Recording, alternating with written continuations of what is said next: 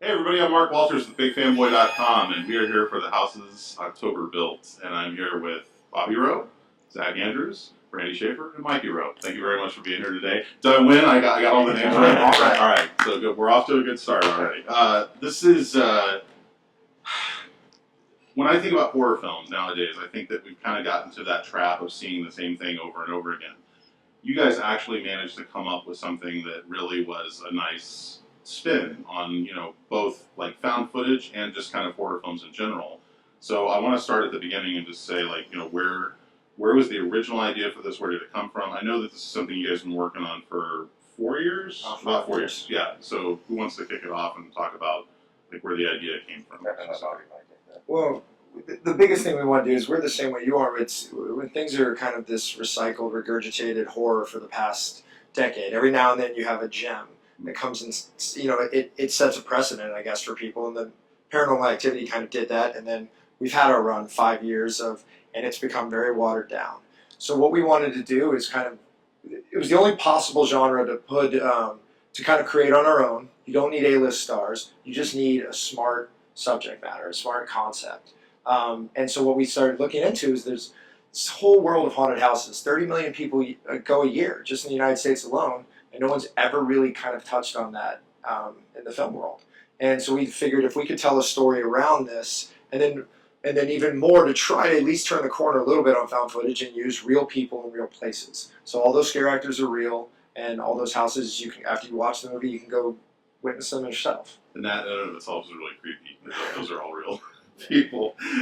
Where exactly finding the locations? Let's start with that too. And I mean, you guys shot mostly in and around Dallas, but I mean, there's obviously some stuff in Louisiana. Right. But how did you go about finding just the right spots? Before we even went out and before we even wrote the script, we wanted to find places that would be, each one would have an original kind of look to it, so that it wouldn't feel episodic, just going to haunt after haunt after haunt. Right. So it was basically just researching on the internet, calling these places, talking to the owners about what they do, what their style is.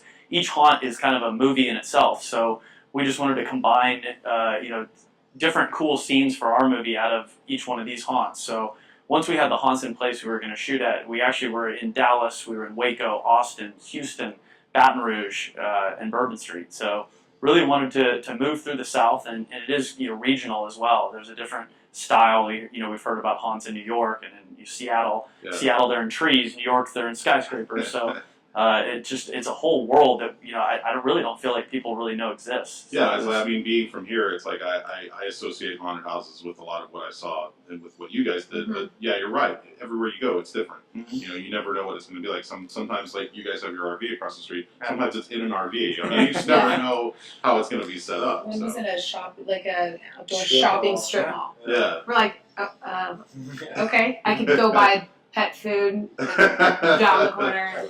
We almost got a dog. Right, almost got a dog. Like we're enjoying. Yeah, there was a pet store next to one that we were at. There was a cute little dog we almost took with us.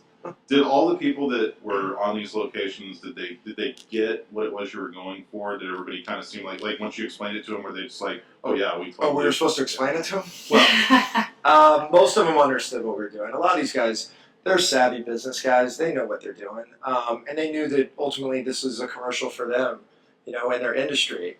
And then every now and then there's going to get one of those scare actors that you don't know is completely stable or not. And I mean, we were able to get some of those interviews. But I mean, I think that's the minority of most of those scare actors. A lot of them are really good kids. They're actors. I mean, they've basically perfected their role over the past 5 years. Right. So there'd be no point in us even hiring anybody else to do it. They've got it down. Yeah. We'll post it down underneath this, but there's a clip that you guys have online that shows kind of without giving anything away, it's more of a voyeurism sort of thing. And to me, I've always thought that's really inherently creepy, the idea of somebody watching you while you sleep and stuff like that. And again, that plays off of the found footage thing, but kind of in a different way, like, finding found footage within a found footage movie. It's like, I think that is very interesting in itself. So were some of those ideas and concepts, what were you drawing upon?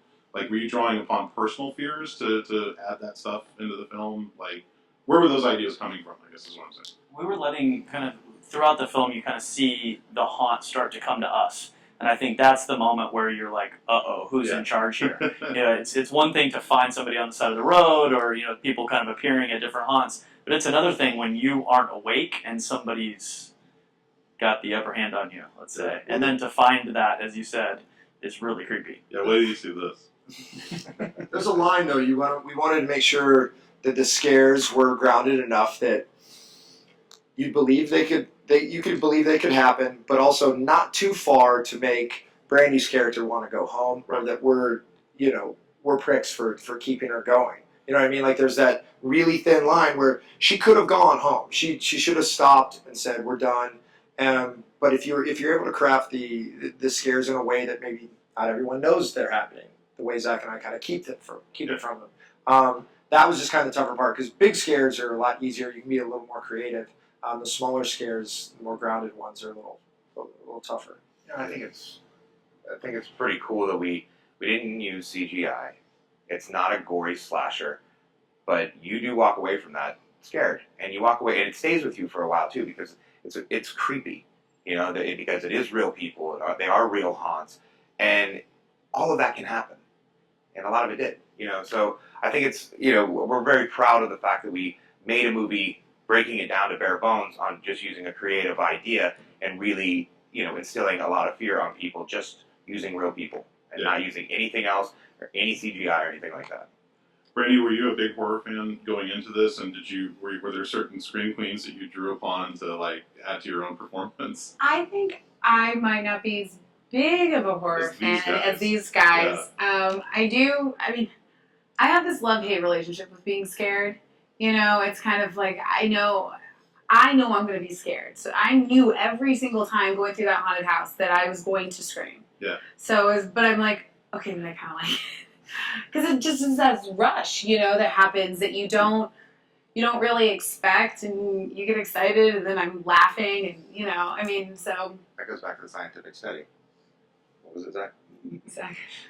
We actually looked this up because people say, why do you think people like being scared? And they did a study where the same chemical is released in the brain when you're having sex or when you're being scared. So, that's why movies do that roller coaster in the 80s of, you kill somebody and then 10 minutes later you show boobs and then 10 minutes later you can kill somebody again. 10 minutes later, more boobs. So, we use that in the movie. So I would imagine it's also very, very fun when you're shooting this to be able to watch the dailies and say, oh my God, that's such a great, scary moment, to capture on film. I just watch dailies at the zombie strip club every day. That's all. You guys premiered this in 2011 at Shockfest, and I know it got a good reaction there. Can you talk about what has the journey been since then, and maybe for people at home that don't know a lot about what all goes into making a movie, why has it taken 3 years to get it out? The version that we made, especially with Shockfest, is a lot of it that we did on our own. When you go a little more commercial route like we have now, the studios, everyone wants the amped up version. And basically a lot of it isn't all visual, a lot of it's sound. Sound's very, very expensive.